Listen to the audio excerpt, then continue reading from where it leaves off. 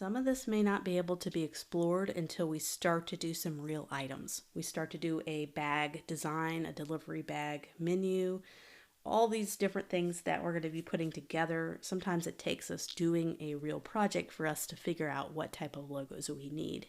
But I can foresee us maybe thinking about a sticker that we could put on the top of a bag, trying to think of a way to get this to be in as many different situations as possible. So perhaps a really busy background. How can we put this on top of a shape so that we can easily have it as a sticker? So I love the idea of continuing to play with the circle, not only for the Japanese heritage, but also if I look at a circle, what am I seeing? And this is going to help us come up with some brand assets later down the road. But I see the top of the maki, see the top of the sushi roll. So there's a lot of ways a circle can really be a shape that can help us extend our brand moving forward. So what we could do is we could put a version of the logo on there. So let's get this one without the tagline on there. So it can easily pop into the circle and go on top of a busy background, no problem. We can even develop a kind of a vertical tag. So let's say we have a little tag here, and we can take our little sushi club. Okay, so I'm going to hold down shift, and I'm going to be able to lock it into a perfect 90 degrees. I just held down shift when I went to the corner, and I'm able to kind of rotate it easily and lock it into 45-degree angles. What if, this is where we can start to really have alternate options. So this would be an example of a little tag, and it's already on a colored background, so we could put this as a sticker. Once again, it's another option. It's got a little bit of the authentic little Japanese characters. It also has the icon. And we're testing this out. We're trying to see, well, how does that icon look really small?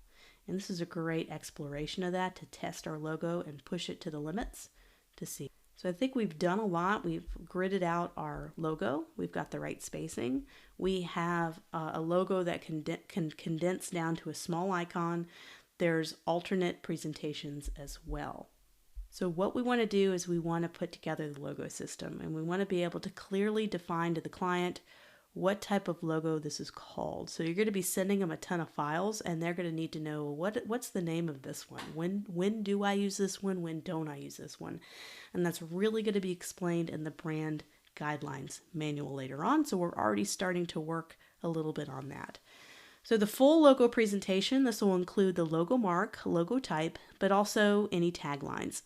This is considered a more formal presentation used for official documents and a letterhead.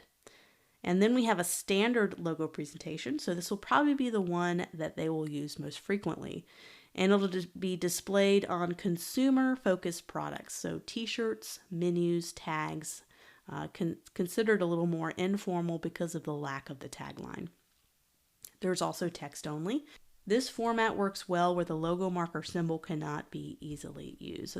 So what you're doing is when you're developing this logo system, you're putting a little small paragraph that defines, has a title, what it is, and the paragraph defines what and when to use it. So you also have the icon only. So this is used in tandem where the consumer already is aware of the company name, mostly used further as watermarks and background graphics and patterns. And a responsive logo, every company needs a responsive logo. These logos are used in sticky headers on mobile websites and other super small areas. Can also be used as the basis for an app store icon or other small profile photos for social media. These take up the least space.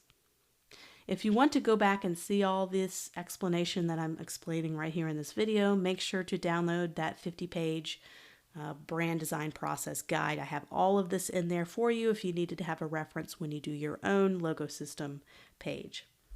Also, you want to have any alternate logo presentations. If you want to have a paragraph that describes when to use the circle, when to use the seal, when to use the tags and banners. You don't have to. Sometimes it's self-explanatory. Some brands are more open when it comes to how they allow you to use their stuff. Some have very tight guidelines, and they say they're very clear on when you can use it. We're going to study these brand manuals and study some examples later on in the course, and we'll get there a little bit later. So we have our system brand, but what we want to do is we want to create a new artboards. So just going to edit artboards. I'm going to go up here and add a new artboard right up here at the top. I'm adding a similar sized artboard. What I want to do is I want to create a layer, and I'm going to make it dark. Everything is black and white, as you notice. We haven't addressed color yet. And I can duplicate everything. I can take all this, hold down Option, duplicate it, bring it over to a dark background. And I'm going to do a little trick here. I'm going to go up to Edit, Edit Colors, and I'm going to be able to inverse the colors. So invert colors. So it's going to take everything that's dark and make it light. And I can even tweak that and make that all white. So if I go up, select any of the gray colors. So let's see, this is gray. I can go up and select similar colors. So select, same, and I think it's same fill. So I'm going to select the same fill. It's going to go throughout the whole document, select everything that's gray, and I can go over here and I can make it white. Oh, just like that. Very simple to make that change. And that's another test. If your logo has a hard time adapting to a different colored background or higher contrast background, then you know that your logo is not flexible enough. It needs to be able to adapt very quickly, just like I did here.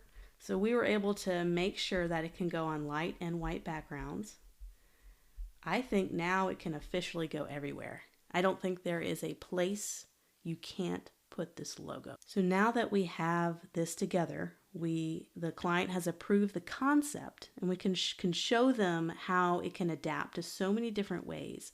But we could probably polish up what we have here and show them how flexible and adaptable the logo is. But what we need to do moving forward is a brand is way more than the logo design. We have to start thinking outside of the logo box now. So we have a great logo. We even have a type choice chosen.